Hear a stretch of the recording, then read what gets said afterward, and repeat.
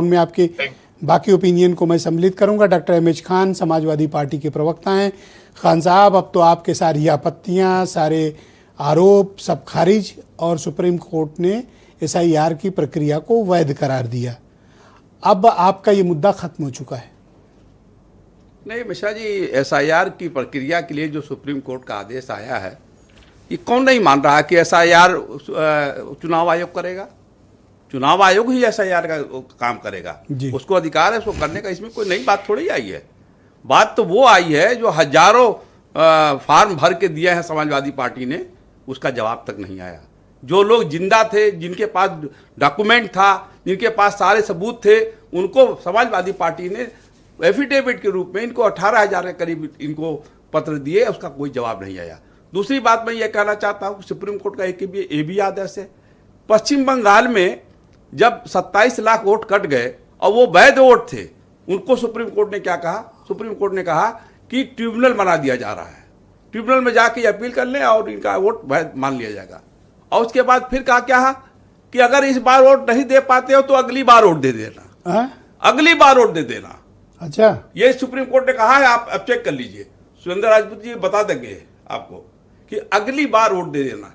एक वोट का भी अगर आपने हेराफेरी किया तो ये संविधान के खिलाफ जाएगा। आप सुप्रीम कोर्ट पर प्रश्न खड़े कर रहे हैं? पर मैं सुप्रीम कोर्ट पर प्रश्न नहीं खड़ा कर रहा हूं, मैं सुप्रीम कोर्ट की बात कह रहा हूं।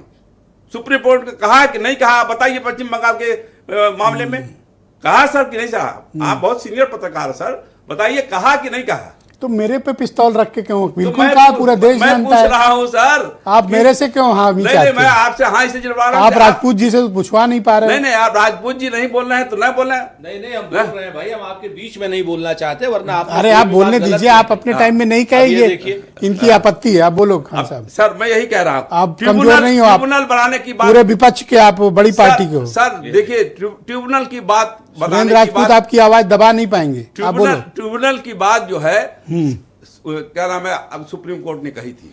ट्रिब्यूनल के ऑफिस नहीं थे, ट्रिब्यूनल में बेंच नहीं था, कुर्सी नहीं थी, कौन जाएगा वहां पर?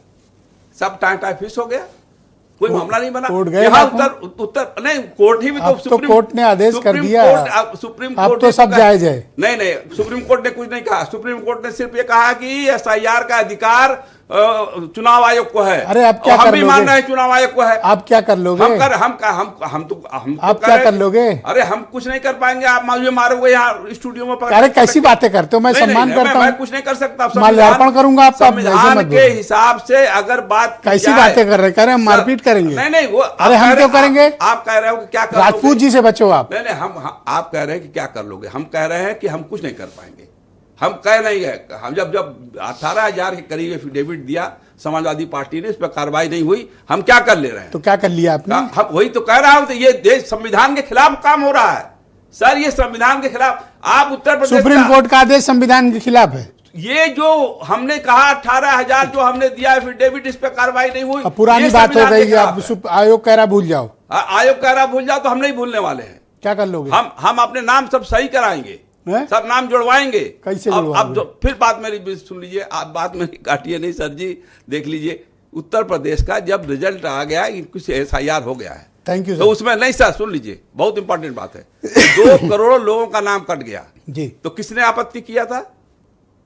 योगी आदित्यनाथ जी ने कहा था कि मेरे लोगों के नाम कटे हैं, और कहा था कि 200 से लेकर 1200 तक नाम जुड़वाइए। ये क्या है मतलब इसका? ये सब चीजें खिलवाड़ हो रही है साहब, संविधान का खिलवाड़ किया जा रहा है, मजाक उड़ाया जा रहा है। और इसको जो है समाजवादी पार्टी इसके खिलाफ खड़ी है और खड़ी रहेगी। माननीय अखिलेश यादव जी चैलेंज करके कह रहे हैं कि हम इसमें किसी भी वोटर का नाम कटने नहीं देंगे। माननीय अखिलेश यादव